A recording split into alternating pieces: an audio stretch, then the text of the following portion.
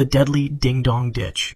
On January 19, 2020, 6 teenagers drove through a quiet neighborhood in Corona, California. They had just pulled off a classic prank, ringing the doorbell at Anurag Chandra's home and running back to their car. It was Ding Dong Ditch, harmless fun that teenagers had been doing for generations. Among them were Daniel Hawkins, Jacob Ivascu, and Drake Ruiz. But Chandra didn't see it as harmless. He was enraged. Within seconds, he got into his car and began chasing them. What started as a prank became a high-speed pursuit through residential streets. Chandra accelerated to 99 miles per hour, weaving between parked cars and through intersections. The teenagers tried to escape, their driver pushing the car faster, but Chandra stayed close behind. The chase lasted several minutes. Chandra pulled alongside the teens' vehicle. He didn't just follow them. He deliberately rammed their car with his own. The impact forced them off the road. At that speed, the driver had no chance to regain control. The car veered sharply, left the pavement, and slammed into a tree. The collision was brutal. The tree punched through the passenger compartment, metal crumpled inward. The 3 sitting in the back died instantly from the impact. Their bodies were thrown against seatbelts with enough force to cause fatal internal injuries. The tree had essentially cut through the vehicle's structure, crushing everything in its path. The other 3 teenagers survived with serious injuries. Chandra stopped at the scene and was arrested immediately. He was later charged with 3 counts of murder. A doorbell prank had ended in triple homicide. 3 families lost their sons because a grown man couldn't control his rage over a momentary annoyance. Chandra was convicted and sentenced to life in prison without the possibility of parole.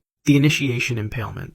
On June 6, 1892, Wilkins Rustin stood on a street in New Haven, Connecticut, surrounded by members of the Delta Kappa Epsilon fraternity at Yale University. The sophomore was undergoing initiation, a ritual that was common and largely unregulated in that era. His fraternity brothers had prepared a test. They tied a blindfold tightly around his eyes. He could see nothing. They instructed him to run at full speed down the city street. Other members would watch and laugh. Rustin had no choice but to trust them. He began running, relying only on sound and the feeling of pavement under his feet. He sprinted blindly through the darkness, disoriented and unable to judge distance or direction. His fraternity brothers watched from the sidewalk as he gained speed. A horse-drawn carriage sat stationary on the street ahead. Rustin couldn't see it. He ran directly into the carriage at full force. A sharp wooden pole jutted from the vehicle's frame. The pole penetrated his abdomen. The impact drove it deep into his body, puncturing through his intestines and abdominal cavity. Rustin screamed. He was conscious, aware, impaled on the wooden shaft. His fraternity brothers rushed forward and removed the blindfold. They saw the pole extending through his body. He was taken immediately to medical care, but doctors in 1892 had limited ability to treat such injuries. The punctured intestines leaked bacteria into his abdominal cavity. Peritonitis developed, an infection spreading through his abdomen that 19th century medicine could not stop. Rustin endured 5 days of agony. Fever consumed him. The pain intensified as sepsis spread through his system. His body slowly shut down from the infection.